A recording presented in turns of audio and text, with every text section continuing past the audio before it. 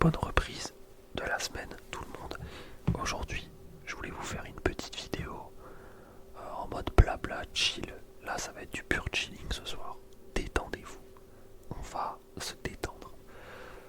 Je vais blablater sur quelques films. Je vous avoue que depuis la vidéo que j'ai faite sur les films, où je parle de 3 films, il y en a beaucoup en commentaire qui m'ont conseillé des films. J'en ai regardé quelques-uns, pas encore tous, parce que je sais pas pourquoi, mais depuis une semaine, je suis piqué par les films de gangsters. D'ailleurs, le titre sera sûrement un titre. En fait, je sais pas si ce sera un titre à guicheur, bref, je verrai. Mais j'aime bien les films de gangsters. J'ai pas tout noté sur mon profil Letterboxd. Là, comme ça, ce qu'il y a devant moi, je vois Le Parrain, je vois Réservoir Dogs, je vois Le Cercle Rouge, Léon. En vrai, on va prendre Léon. Et j'ai oublié de mettre Les Affranchis, c'est pas grave. Donc voilà 5 films que j'ai regardés récemment qui, même si c'est pas tourné dans les mêmes pays, c'est pas forcément les mêmes thématiques, ça rejoint quand même un truc principal, le grand banditisme, voilà, si je puis me permettre. Et ce que j'aime bien avec ces films, c'est que je vais essayer de pas spoil, ou alors si je spoil, je le dirai, ce sera peut-être écrit au montage. Mais ça commence toujours ultra bien. J'ai l'impression, il y a toujours, jusque vers la moitié du film, c'est la belle vie. Quand tu regardes le film, tu te dis, mais en fait, être un gangster, c'est ça la vie. La tête de la mer, c'est ça la vie. Il faut que je fasse pareil. Et plus tu t'avances dans le film, jusqu'à la fin, et plus ça part en couille. J'ai remarqué, alors sûrement pas pour tous les films. Mais voilà, d'ailleurs j'ai oublié de dire Scarface, mais bon, ça fait très très longtemps que je l'ai pas vu. Même si je l'ai vu plusieurs fois. Donc voilà, et lui il échappe pas à la règle non plus. Et au final du coup voilà, tu arrives à la fin du film et tu te dis au final gangster, je vais peut-être continuer mes études. Du coup, en vrai, je pense que je vais lire les descriptions des films que je viens de vous citer. Et je vais juste dire si j'ai bien aimé ou pas. On va commencer par Léon. Alors c'est en anglais, je vais le traduire vite fait. Léon, le meilleur tueur à gages de New York, s'est taillé une réputation de nettoyeur efficace. Mais lorsque ses voisins d'à côté sont anéantis par un agent de la DEA, il devient le gardien involontaire de Mathilda, 12 ans. Bientôt, les pensées de Mathilda se tournent vers la vengeance et elle envisage de suivre les traces de Léon. J'aime bien ce résumé parce que ça donne envie de regarder le film. Et il dure combien de temps déjà ce film? 111 minutes. Ok.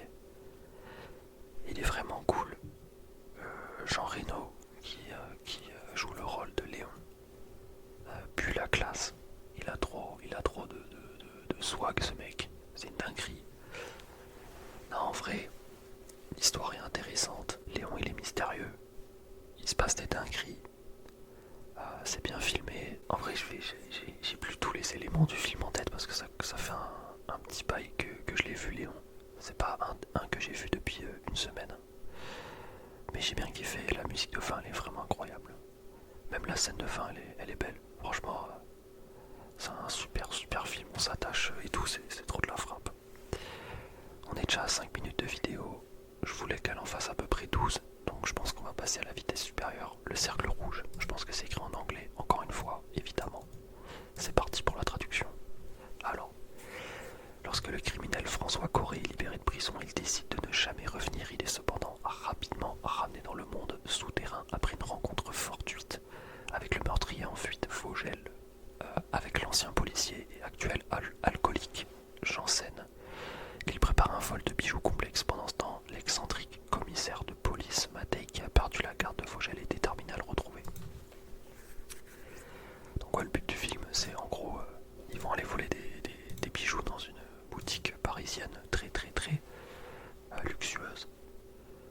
Le film est assez long, 140 minutes. Mais en vrai c'est pas mal, sauf que je trouve qu'on se perd un peu des fois entre les personnages. Et du coup, en fait le twist de fin, je vais pas le raconter.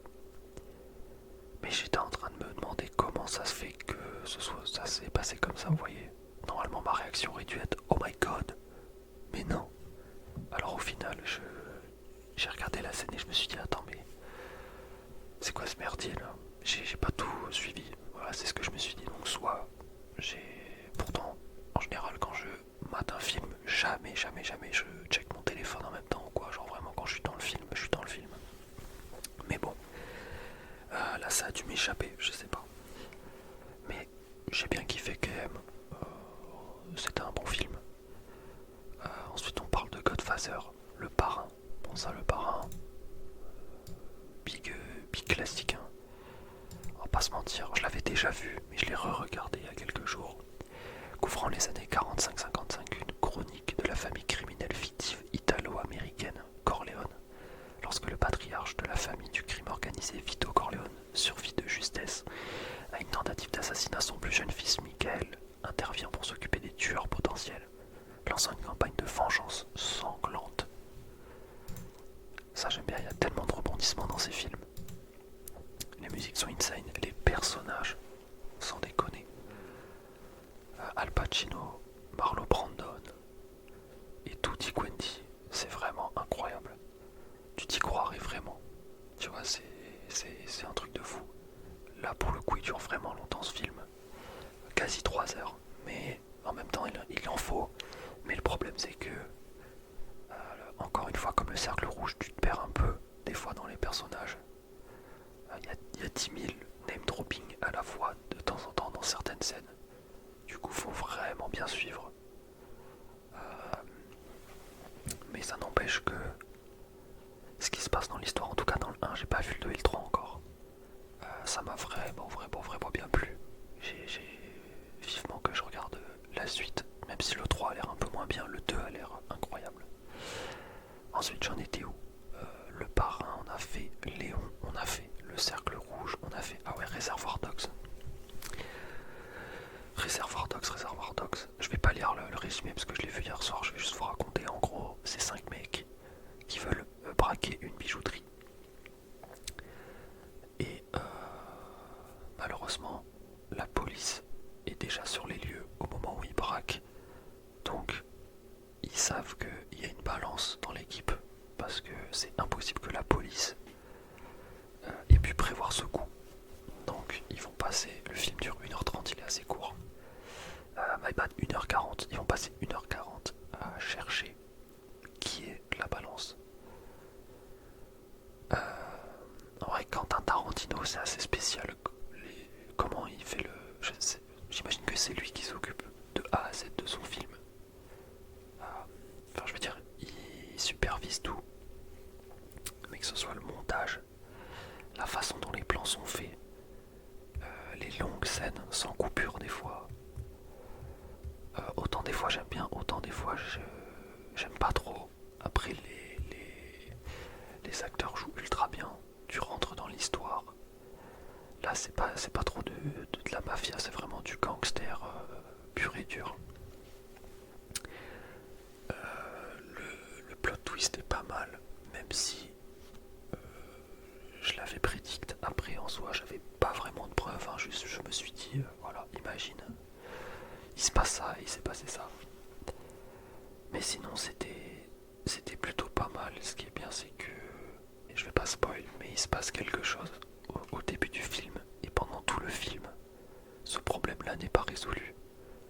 Et moi ça me tend parce que c'est vraiment au début du film ils disent ok nanana il va se passer ça, on va faire ça, et au final il se passe jamais ça, et en plus à la fin du film il se passe une dinguerie qui voilà, qui termine le problème du début. Donc c'est vraiment frustrant, mais bon, le film est vraiment cool.